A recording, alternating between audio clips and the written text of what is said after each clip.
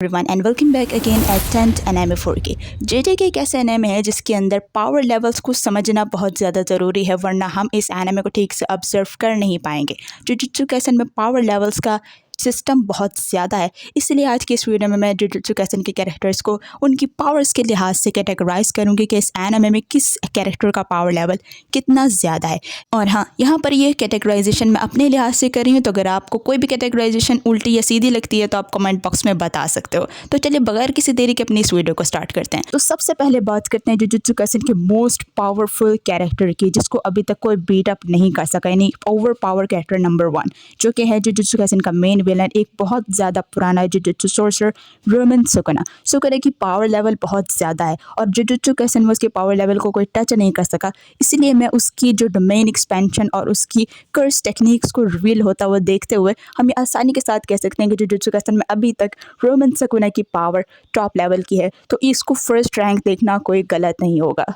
Rank number 2 की अगर मैं बात करूँ, दूसरा रैंक मैं यहाँ पर देना चाहूँगी जेजेके के दूसरे over power character Gojo Satoru को, जिसकी डेथ ऑलरेडी हो चुकी है सुकुना के हाथों। गोजो की डेथ से पहले हम उसका ओवर पावर कॉन्सेप्ट जेजेके वर्ल्ड के अंदर ऑलरेडी देख चुके थे। जेजेके में गोजो जैसा बच्चा भी बहुत ज़्यादा अरसे के बाद पैदा हुआ था, जिसके पास 6 एंड लिमिटलेस की टेक्निक टुगेदर थी। वो दोनों को अनलिमिटेड टाइम यूज़ कर सकता था, उसकी कर्स एनर्जी बहुत ज़्यादा थी। हाँ, वो ब्लैक फ्लैशेस अपने लिहाज से नहीं मार सकता था, बट फिर भी उसका डोमेन एक्सपेंशन भी दिमाग हिला देने वाला था। तो गोजो सातोरू का पावर लेवल भी रोमन सुकुना से नीचे नहीं था। इसी वजह से जो बैटल हुई थी सुकुना एंड गोजो के हाथों, ये इतनी ज़्यादा मांगा में वायरल गई थी। इन दोनों का पावर लेवल आपस में काफ़ी कंपीटेबल था। क्योंकि हमारा Ryomen Sukuna the king of curses है, इसलिए उसने गोजो सातोरू को बगैर किसी मुश्किल के दिक्कत के डिफीट कर दिया। तो इसी के साथ बढ़ते हैं अपने तीसरे ओवर पावर कैरेक्टर की तरफ, जो कि तीसरे रैंक के ऊपर आता है, और यहाँ पर मैं इसको रखूँगी जो कि है काशिमो द लाइटनिंग गॉड। हम जानते हैं कि गोजो सातोरू की डेथ के बाद ही काशिमो ने सुकुना पर डावा बोल दिया था, और सुकुना को इतना ज़्यादा पेला था कि सुकुना अपनी 4 हैंड्स एंड 2 माउथ्स वाली फाइनल फॉर्म में आने के ऊपर मजबूर हो गया था काशिमो से लड़ने के लिए। काशिमो अपनी ट्रांसफॉर्मेशन को सिर्फ एक ही बार यूज़ कर पाता है, फिर उसकी बॉडी इतनी ज़्यादा टूट जाती है कि वो उसको दोबारा से इस्तेमाल करने लायक नहीं रहता।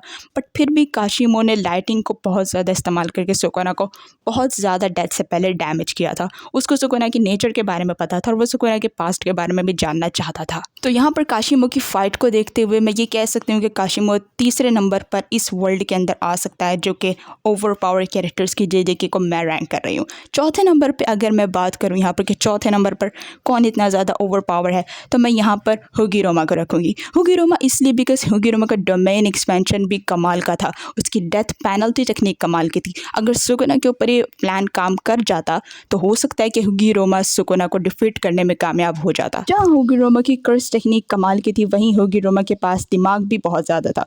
उसने इतादोरी यूजी के साथ मिलकर बहुत सारे ऐसे प्लान बनाए थे जिसमें सुकुना को फंसाने में ऑलमोस्ट कामयाब हो भी गया था, बट सुकुना अपने पावर लेवल की वजह से हुगिरोमा को एंड के ऊपर मार पाया। अब इसी के साथ बढ़ते हैं अपने 5वें ओवर पावर कैरेक्टर की तरफ, और वो है यूटा ओकुत्सु। यूटा को मैं यहाँ पर इसलिए रख रही हूँ, यूटा को मैंने ऊपर इसलिए नहीं डाला बिकॉज यूटा से जो मैं एक्सपेक्टेशन कर रही थी सुकुना के अगेंस्ट, वो यूटा कर नहीं पाया। इवन अपना domain expansion the mutual love खोलने के बाद भी यूटा वो नहीं कर सका जो मैं एक्सपेक्ट कर रही थी, जो कि यूटा ने मूवी में किया था। मतलब सुकुना को इतना टफ टाइम नहीं दे सका वो मांगा के अंदर, बट स्टिल हमारे यूटा के पास यूटा की रेका थी, और रेका की वजह से यूटा ने काफ़ी ज़्यादा सुकुना को पेला। इतना ज़्यादा नहीं पेला, बट फिर भी यूजी को काफ़ी ज़्यादा टाइम मिला सुकुना के ऊपर अटैक करने को, मेगुमी का सोल बाहर निकालने की कोशिश करने को। ये सारी चीज़ें बहुत ज़्यादा यूटा ने हेल्प की यूजी इतादोरी की कि वो ये सब कुछ कर सके। अब यहाँ पर यूटा को 5th रैंक पर रखने के बाद छठे रैंक और आखिरी रैंक के ऊपर हम बढ़ते हैं, जिस पर मैं रखूँगी हमारे मेन कैरेक्टर को इतादोरी यूजी।